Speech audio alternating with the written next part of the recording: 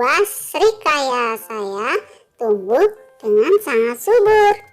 Oh tidak, ternyata daun-daunnya ada yang sudah memakannya. Terlihat lubang-lubang di beberapa bagian daun. Siapa yang sudah berani memakan daun buah srikayaku ini? Kira-kira ada yang tahu tidak? Nah, pasti dia yang sudah memakan daun-daun srikaya saya ini. Seekor ulat yang sangat kecil.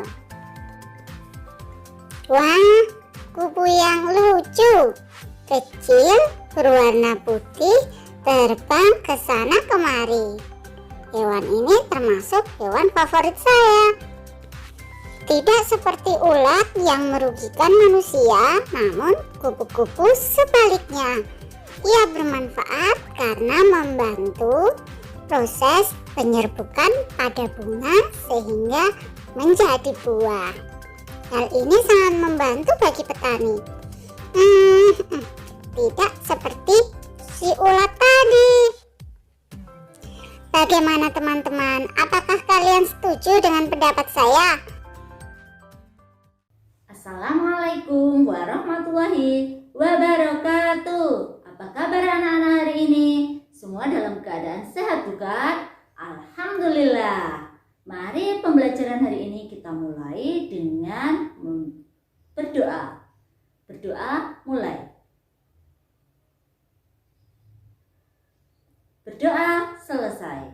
Tak lupa Bu Guru selalu mengingatkan untuk patuhi protokol kesehatan. Mencuci tangan dengan sabun, mengenakan masker, social distancing, dan menghindari kerumunan. Pada hari ini kita akan belajar materi kelas 5, tema 5, subtema 1, pembelajaran 5 dengan materi daur hidup hewan. Tujuan pembelajaran yang diharapkan: 1. Melalui pengamatan video, siswa mampu mengidentifikasi daur hidup beberapa hewan dengan tepat. Siswa memahami perbedaan metamorfosis sempurna dan metamorfosis tidak sempurna dengan tepat.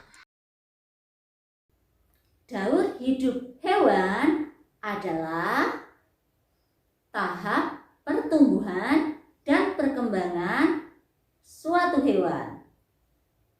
Nah, dalam daur hidupnya tersebut, hewan ada yang mengalami perubahan, ada pula yang tidak mengalami perubahan dalam pertumbuhannya. Perubahan yang terjadi pada tahap pertumbuhan hewan disebut metamorfosis. Jadi daur hidup hewan dibedakan menjadi 2. Yang pertama yaitu daur hidup melalui metamorfosis atau mengalami perubahan, dan yang kedua daur hidup tanpa melalui metamorfosis atau tanpa ada perubahan.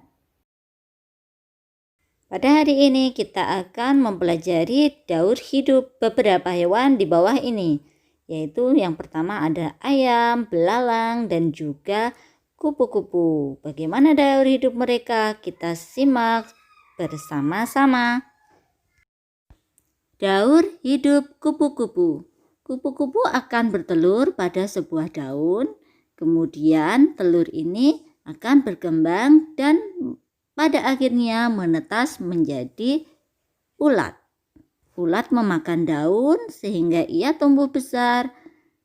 Kemudian ia akan berubah menjadi kepompong selama 7-20 hari. Dan akhirnya keluar menjadi seekor kupu-kupu yang cantik. Ternyata seperti itu. Aku baru mengetahui bahwa ulat dan kupu-kupu adalah satu hewan yang sama. Ternyata kupu-kupu mengalami metamorfosis sempurna. Jadi dalam pertumbuhannya terjadi perubahan bentuk pada hewan tersebut. Oh iya, saya juga memiliki pohon mangga yang sedang berbuah walaupun belum lebat. Hari ini saya menyiramnya. Lihat sebentar. Hewan apakah ini yang hinggap di batang pohon mangga saya? Ternyata seekor belalang. Bagaimana dengan daur hidup belalang ya? Apakah juga mengalami metamorfosis sempurna seperti pada kupu-kupu? Bagaimana kalau kita minta Bu Okta untuk menjelaskannya?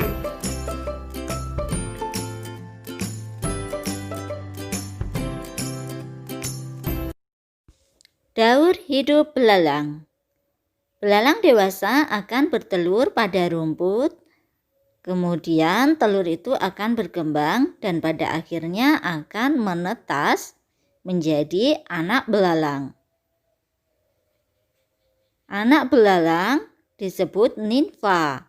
Ada perbedaan dengan induk belalang. Perbedaannya terletak pada sayapnya. Nimfa tidak memiliki sayap. Namun, nanti saat ia sudah tumbuh dewasa, maka akan tumbuh sayap di badannya. Untuk siklus daur hidup dari belalang yaitu sebagai berikut. Telur, kemudian nimfa, selanjutnya belalang dewasa. Bagaimana? Mudah bukan?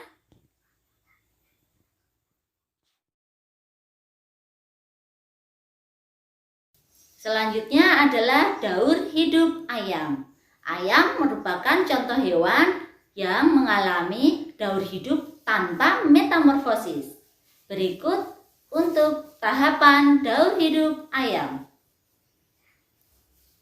Ayam dewasa akan bertelur.